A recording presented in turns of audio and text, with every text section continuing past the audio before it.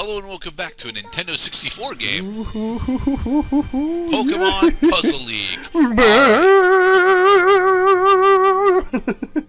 So, a couple of things while we go through the intro. I'm the one recording this time again, because this is technically the second time we've gone through Pokemon Puzzle League. We'll be going through super hard mode specifically this time, as opposed to our last one, which was on very hard mode. And I'm using a keyboard on the Project 64 emulator, because I am a terrible person, and I am so much faster on keyboard than controller, it's rather ridiculous. I am of the personal opinion that practice doesn't actually make me better at video games, but this footage should probably put that to rest. Pokemon Puzzle League Village. There it is, Piiikachu. Are you ready Yeah. for another new challenge? This is why I didn't do Pokemon Puzzle League. I had to fucking pledge fealty to the Pokemon Master. You see, the highest achievement I had was very hard mode. But oh no, Gerdai went all the way. He beat this game on the highest difficulty, and I realized how and why. When you have to beat two champions in a row and they both suck.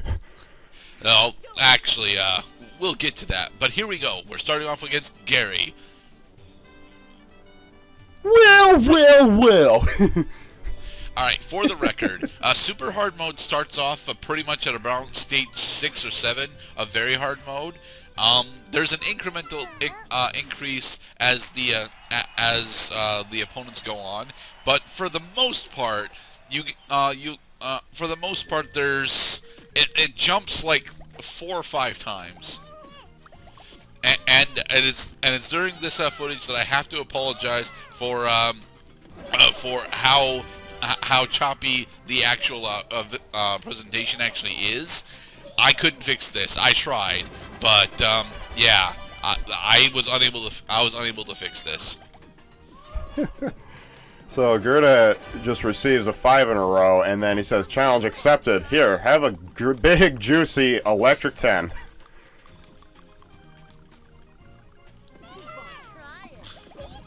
I'm gonna win.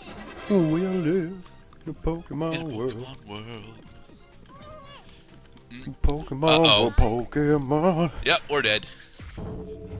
What? This is not no, we're not. No, You we could died. have solved that. Come on. No. You there was could. You had greens on the top row. Yeah, but It's Pastor okay, didn't though. see that. Alright, this is not a flawless Pastor run, has a long and I way do to go. keep in a majority of my deaths. But here's the thing. These rounds go really goddamn quickly, so... well, for the Oh, most they sure do. It usually only takes one really strong combo to kill your opponent. Yeah. Unless, of course, they're fucking God. Keep on trying. I think the longest match that we actually end up seeing through this run Come on, purple. is 6 minutes. Well, that's probably because they stop moving the tiles while the game is clearing out a bunch of tiles. I'm gonna win. Keep on trying. I'm gonna win. Pokemon. So, Cloud, what is your all-time experience with Pokemon Puzzle League? I mean, shit. When did I have this game? I was probably at least like 8 or 9 when I was really in my heyday with Pokemon Puzzle League. I am the undisputed champion at my household and among my friends, and everybody kind of just says, "Look out for Cloud. He's gonna win somehow." But like I said, I beat very hard mode. I actually remember the exact moment I won very hard mode, and I've mentioned that several times in other places. And this is just one of those big nostalgia games for me, and I'm happy to wake up in the morning and watch some fucking ass-kicking Pokemon Puzzle League. Yeah. Now, for the record, Pokemon Puzzle League is effectively a clone of Tetris Attack. It's a clone of Tetris. It's a clone of Tetris Attack with the Pokemon license thrown at it. That's really all that this game actually is. But to be perfectly honest, with the Pokemon license, I actually enjoy this significantly more than at the very least base Tetris. I've not actually played any other variants of Tetris Attack. Right. Just as long as you put up with Pokemon Puzzle League's one nuisance is that the character voices can get annoying at times. Yes, like Nidoran.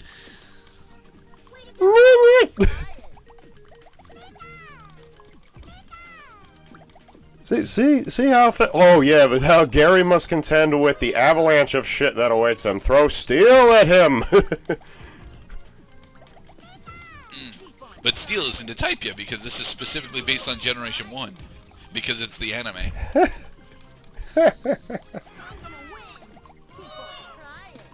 Yeah, we're gonna win. Where's the red? Yeah, line up the reds. And the yellows. And do we have him here? Just die, Gary Oak. No, You have no chance, good sir. He's still got some shit going on for him. So He is bastard child. His father is a professor or something. There, you got blues. You got yeah. That was a triple. yeah, but combos aren't actually all that important. It's chains that you Oh want. my god! Ah, failure. Yeah, again, I keep in most of my deaths, and let me be honest, the whole reason I keep in most of my deaths is because if I didn't keep in both of my deaths, including the seizure elements, this playthrough would be about 4 parts long, and we kind of need to pad it out slightly longer than that. So We're keeping a continue count. We're doing this for posterity. We challenge you to beat Gerdet's Pokemon Puzzle League record. Can you pull off a 10 in a row at the very start of the game? An 11? A 12? A 13? Can you? now, the highest that you can Oh, reasonably get, the highest that you can reasonably You get, lucky bastard. in 2D specifically, I think it stops counting after 15. After 15, it just says After no, 15, we're not right. counting anymore. Question mark? X? Yeah, it goes to question. Ah. And I do hit that a couple of times throughout the playthrough. However, there was a joke that I wanted to do that doesn't happen, so I'm going to disappoint our viewers with that right now. Well, I you're wanted just to do lucky. it. I wanted to do a Z move showcase from Pokemon Ultra Sun and Ultra Moon as for edits going in to the 15 card to the 15 chain combo or the 15 chain, but I setting that up would have been fucking disastrously long because I would have to do an edit. I would have to get the Ultra Sun and Ultra Moon ROMs. I would have to randomize or edit them so that I could actually start. So I could actually find Bulbasaur and Squirtle, not Piiikachu, because Piiikachu is actually relatively easy to obtain in the Gen 7 games. But yeah, it would have been a huge deal to try and get.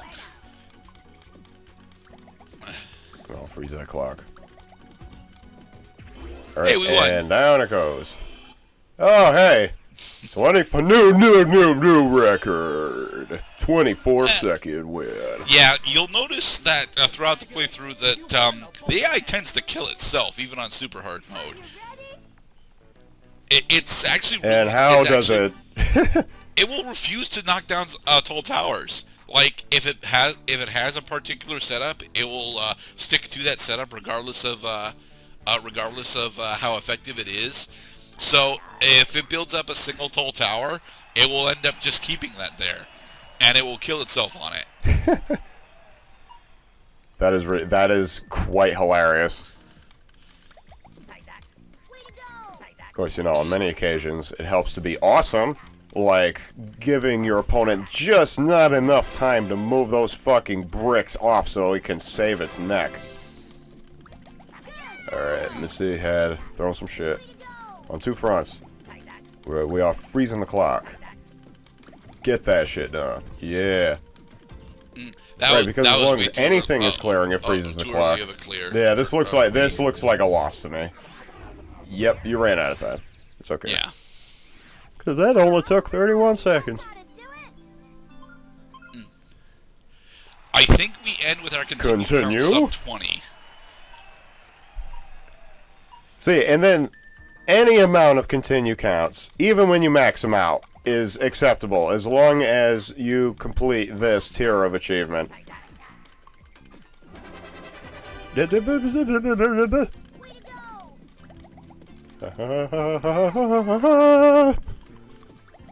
whereas for me, I've been playing Pokemon Puzzle League since the early 2000s. Like, we actually had an N64 at home. It was our primary gaming console until we upgraded into a PlayStation 2.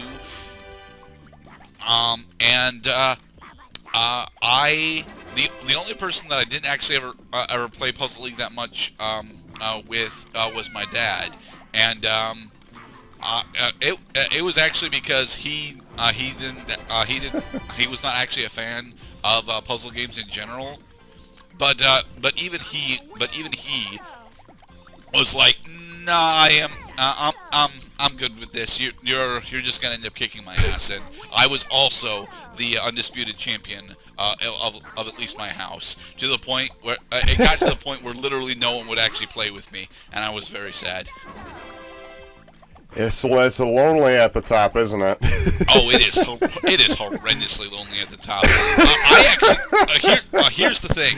I got to the point where my friend Mark decided to sick me on his younger cousin, who was being a bit uppity at the time for some reason, and we actually had it on a 3-round match, and I specifically killed myself the first 2 rounds just so I could sweep him. And it was so bad that he actually attempted to unplug my controller while I was sweeping him. Wow. Yeah, the feelings past are Gurdet is real. an asshole. I mean, present Gurdet is also an asshole, but past Gurdet was renowned for being an asshole. And that's why you were the secret weapon. When just a normal amount of Piiikachu is not enough, Gurdet finds a way. Like lining up those reds and those purples. Because of the timing, they create 2 different combos, not just one. Yep. It's one of the better things to actually remember. There is some rather significant travel delay in this game, so use that to your advantage. Oh my! I cannot believe you survived that. Yeah, but we're dead now. Yeah, wait, no, we survived. Oh, because she died first. I love that shit. Congratulations! You won the Cascade badge! I end up winning several times due to that, actually, where I'm totally dead. My opponent dies first, so it doesn't matter. Hey, Surge. I'm Lieutenant Surge. Do you think you have the courage to try and take my Thunder badge? A little baby like you can't defeat me. I'll put this baby to rest. Then I will challenge the Puzzle Master. Ready when you are. Then I will challenge the Puzzle Master. Go right, you.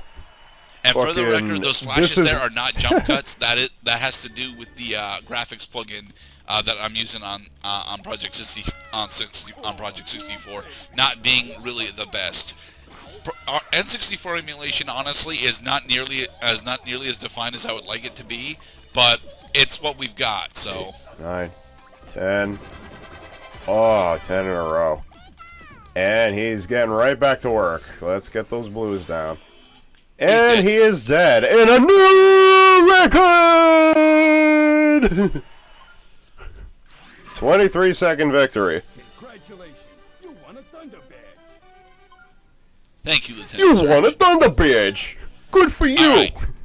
I want to say that this is the first actual spike in difficulty that the campaign offers. I think it's either on Erica or Koga that we actually have our first spike.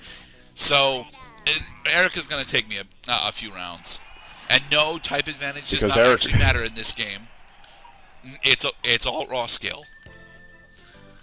So there is a theoretical best move on the board at all times. That's why the AI does it. And now the AI is just moving that cursor just a little bit faster. Well, it operates at computer speed. We operate at human intelligence. Alright, that just ate up a bunch of time. Yeah, and clear it. because bricks that are connected also will be affected when you break a chain of 3 or more. And now we are going to die. Look, yep, we're dead. Behold. And no, Cloud, I didn't have a way to save me there. Well, there was ways to save me. It's okay. I just had to be faster, and I'm not faster, so... Another issue Please that I observe want to that bring Dark up Souls got the is idea from I arcade am not games. nearly as good at this game as this footage makes it look out to be. However, that's a big issue that I actually have is the fact that for some reason Jesus. I'm not entirely sure Jesus Christ. What the fuck? what. You were saying? Yes, I was saying I'm not actually as good as this game as this footage actually makes me look out to be. Ooh. Specifically because I end up having random controller issues all throughout the playthrough, and I don't know why. Well, just like in the old days, huh? The only way to defeat Gurnet is to knock the fucking controller out of his hand. It's not the only way. You could legitimately be better at this game than I am. After all, I don't have any I don't have any world record speed runs of this.